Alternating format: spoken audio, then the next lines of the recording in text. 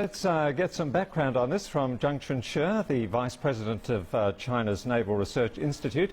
Thanks for joining us. Now, this mission has been going on for quite a long time now, since the latter part of June.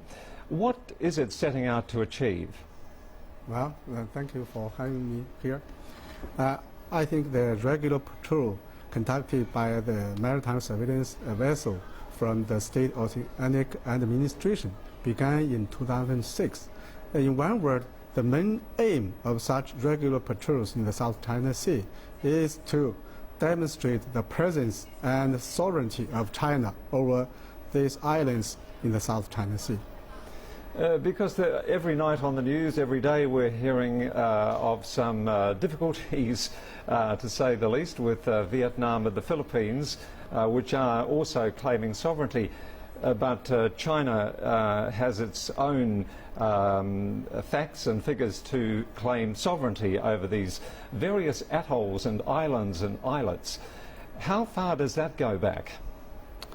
I think we have surveillance historical evidence that can prove that China has had the sovereignty over the islands that are the Xisha Island, Nansha Island, and also the Zhongsha Islands, which include the Huangyan Island in the South China Sea.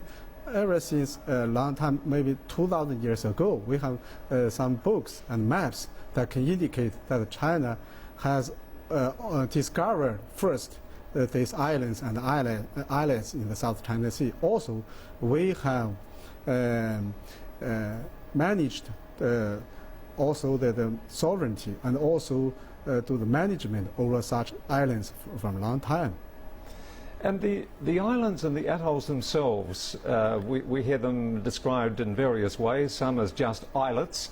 What's there? I mean, there are Chinese sailors as well, aren't there? Naval staff permanently stationed in some of these areas. What, if somebody went there, what would they find? Oh, yes, maybe sometimes when the high tide comes, maybe the small islands will be covered by the water. But by stationing on such islets or islands, we can demonstrate the sovereignty of China over there. Because you see most of the big islands have been occupied by Vietnam, the Philippines, and Malaysia. And of course, the other countries, Vietnam and the Philippines, as you mentioned, claim that the islands belong to them.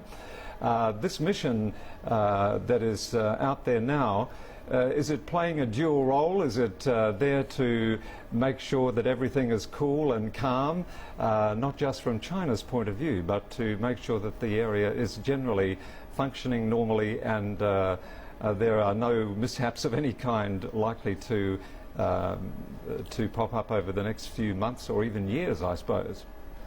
I think by sending the civilian patrol vessel to the South China Sea, we may want to send two signals to this area.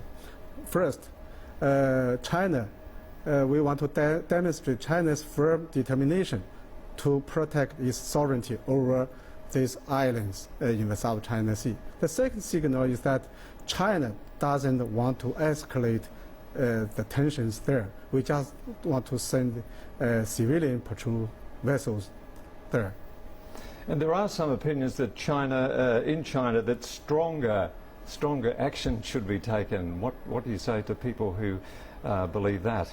Oh, I can understand why some Chinese people think that we should take a tougher stance toward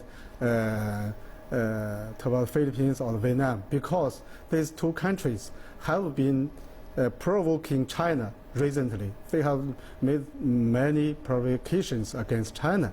But I think up to now, or at present, I think the diplomatic means is the best means to solve such disputes. First, we should allow diplomats or diplomatic channels to work to resolve such disputes. And what path does China then have to follow if it's going to exist